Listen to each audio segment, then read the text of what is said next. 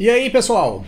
Tudo bem com vocês? Um dos grandes shows que Nelson Piquet e Ayrton Senna deram juntos lá na Fórmula 1 dos anos 80, onde até roubar os pneus do colega de equipe acabou fazendo parte desse show. E eu tô falando do Grande Prêmio da Alemanha de 1986.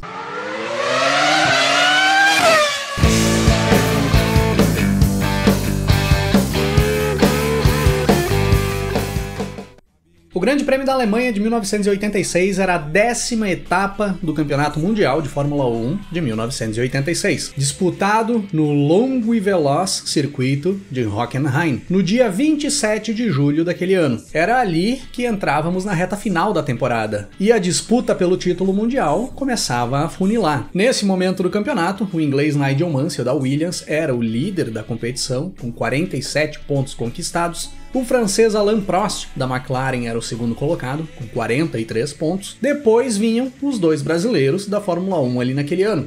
Ayrton Senna, da Lotus, na terceira posição, com 36 pontos, e o Nelson Piquet, da Williams, com 29 pontos conquistados. Tanto Senna quanto Piquet sabiam que precisavam buscar um bom resultado nesse Grande Prêmio da Alemanha para conseguirem se manter vivos na briga pelo título. Após o Grande Prêmio da Alemanha, faltariam apenas 6 provas para o término da temporada. E se Mansell ou Prost buscassem a vitória nesse Grande Prêmio da Alemanha, ficaria difícil para os brasileiros descontarem a diferença que o inglês ou o francês abririam nessa reta final de campeonato. Nos treinos classificatórios, a McLaren mandou na pista. O finlandês Keke Rosberg fez a pole position, o Alain Prost ficou na segunda posição, seguido pelo Ayrton Senna, que ficou em terceiro, ao lado do austríaco Gerhard Berger, da Benetton, enquanto as duas Williams fecharam a terceira fila, com o Nelson Piquet na quinta posição e o Nigel Mansell em sexto. Na estratégia do Piquet, só existia a vitória como objetivo. Ele sabia que tinha equipamento para isso e que se ele e a equipe fizessem um bom trabalho,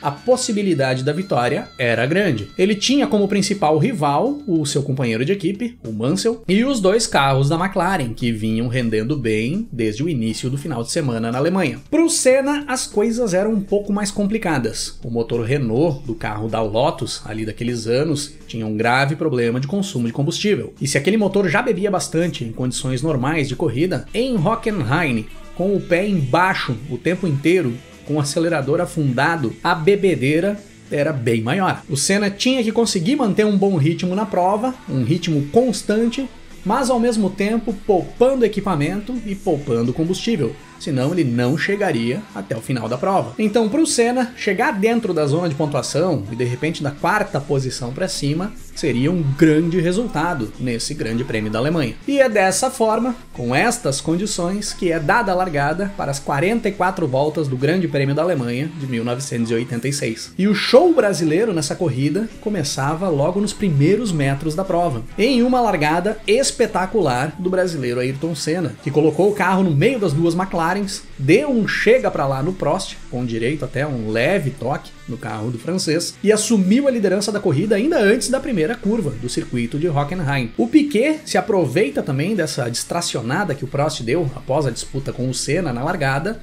e pula para a quarta posição, ainda nos primeiros metros. Fechando a primeira volta de corrida, nós tínhamos o Senna na primeira posição, o austríaco Gerhard Berger em segundo, também se aproveitou daquele bolo ali no início para ganhar posições, Keke Rosberg na terceira posição, Nelson Piquet em quarto, Alain Prost em quinto e Nigel Mansell na sexta posição. Na volta 2 da corrida, o Keke Rosberg passa pelo Berger e pelo Senna e assume a ponta do pelotão. E o Rosberg passa e já começa a abrir vantagem, enquanto o Senna ia ficando para trás, sendo ameaçado pelo Berger e pelo Piquet, que mostravam um rendimento muito melhor do que o Senna ali naquele início de prova. No início da volta 3, o Piquet passa pelo Berger, assumindo a terceira posição na corrida. E ainda antes de fechar a volta 3, pois as voltas no circuito de Hockenheim eram voltas longas, o Piquet passa também pelo Senna e assume a segunda posição. E já impressionava o ritmo que o Piquet ia impondo ali no início da prova. A partir do momento que ele passa o Senna e assume a segunda posição, ele já vai tirando rapidamente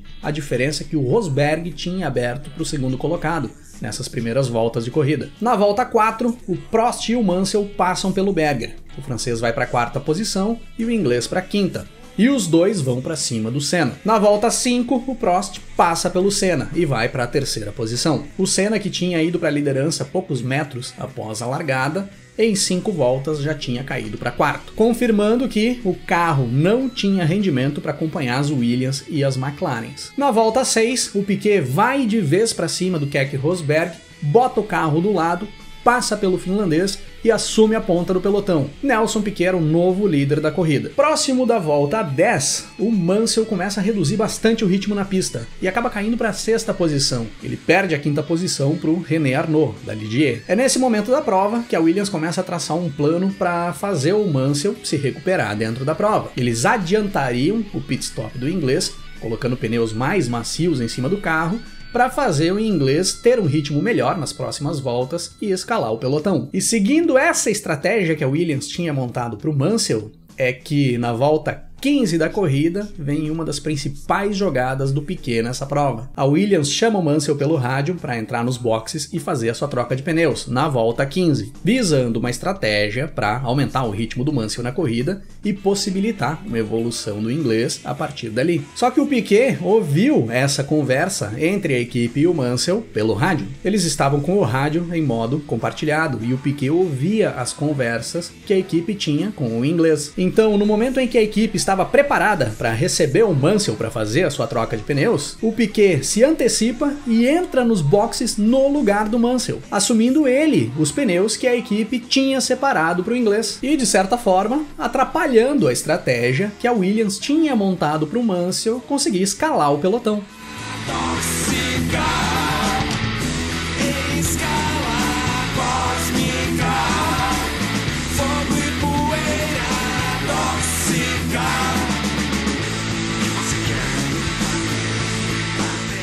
Após essa parada, o Piquet retorna para a pista na 4ª posição, logo atrás do Senna. O Nigel Mansell acabou parando 2 voltas depois, na 17ª volta, e retornou para a pista na 7ª posição. Na volta 18, o Keke Rosberg, que era o líder da corrida, entra nos boxes e faz a sua parada para troca de pneus. Chegando pela volta 20 da corrida, o Piquet passa pelo Senna e assume a 2ª posição. Logo em seguida, o Prost entra nos boxes para fazer a sua troca de pneus. O Prost era o líder da corrida ali naquele momento. Com a sua parada, o Piquet assume a ponta novamente. Na volta seguinte, o Senna entra nos boxes e faz a sua parada para troca de pneus. Nesse momento da corrida, todos os pilotos do pelotão da frente já tinham parado para fazer as suas trocas. E aí nós chegávamos na metade da corrida, com o Piquet na liderança, o Keke Rosberg em segundo, o Alain Prost em terceiro, o Ayrton Senna na 4ª posição e o Mansell em quinto. Passando da volta 25, o Keke Rosberg começa a diminuir bastante a vantagem que o Piquet tinha na pista. A diferença, que era grande após as paradas para troca de pneus, cai para menos de 5 segundos. E o Piquet começava a ter dificuldade para guiar o carro já começava a escorregar bastante. Aqueles pneus macios que a Williams tinha separado pro Mansell fazer as voltas rápidas,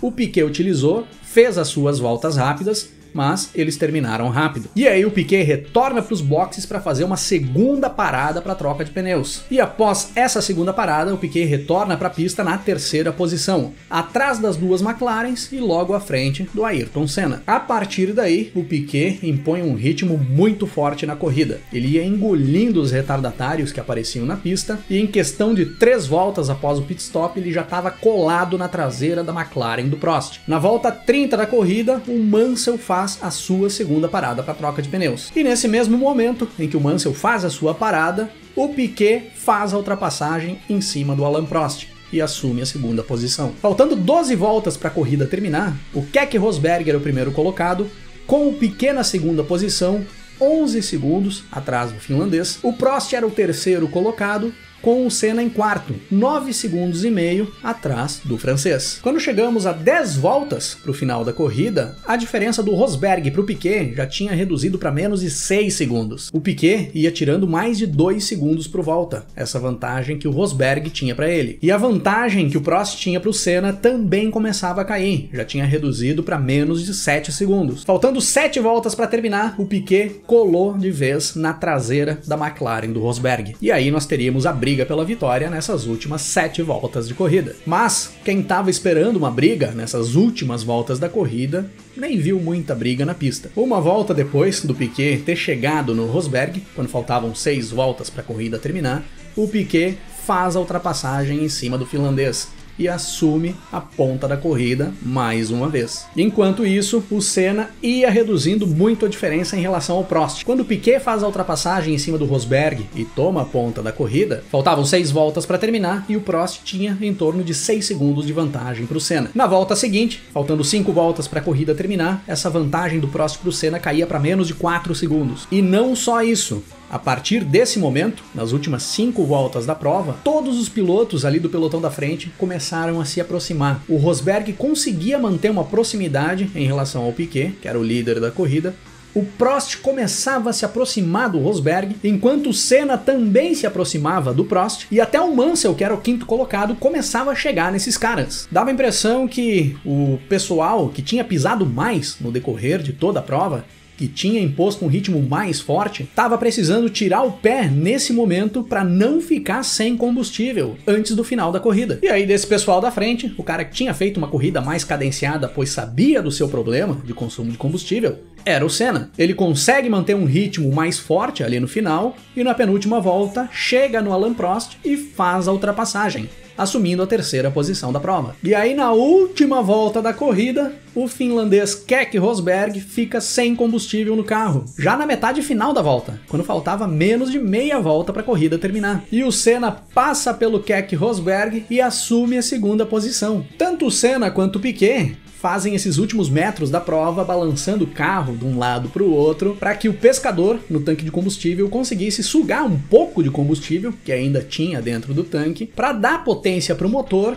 conseguir chegar até a linha de chegada. E acabou sendo o suficiente para fechar mais uma dobradinha brasileira na Fórmula 1, com Nelson Piquet fechando as 44 voltas do Grande Prêmio da Alemanha de 1986 na 1ª posição e o Ayrton Senna cruzando a linha de chegada em 2º, com o carro praticamente apagado, praticamente sem combustível. O inglês Nigel Mansell, que fez uma prova toda complicada e nunca andou entre os líderes, acabou cruzando a linha de chegada em 3º, pois tanto Prost quanto Keke Rosberg ficaram sem combustível na última volta, sendo que uma das cenas mais icônicas do Grande Prêmio da Alemanha de 1986 foi o Alain Prost empurrando a sua McLaren nos metros finais da prova, já na reta de chegada, tentando cruzar a linha de chegada. Para nós brasileiros, claro, teve uma cena mais importante do que essa. Pela 2ª vez, Ayrton Senna e Nelson Piquet dividiam a bandeira brasileira em cima do pódio no final de uma prova. Essa dobradinha deixava os 2 pilotos brasileiros vivos na briga pelo título mundial de 1986. A partir daí, faltando 6 provas para o fim do campeonato, apenas 13 pontos separavam o 1º colocado no mundial, o inglês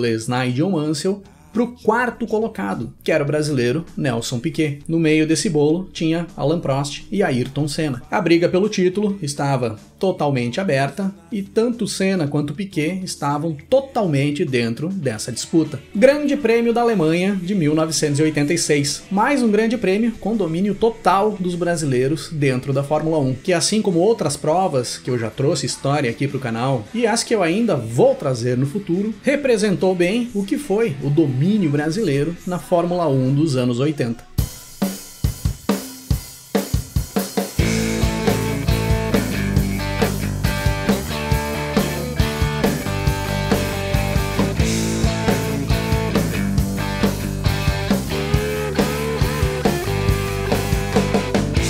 Siga conduzindo a sua história.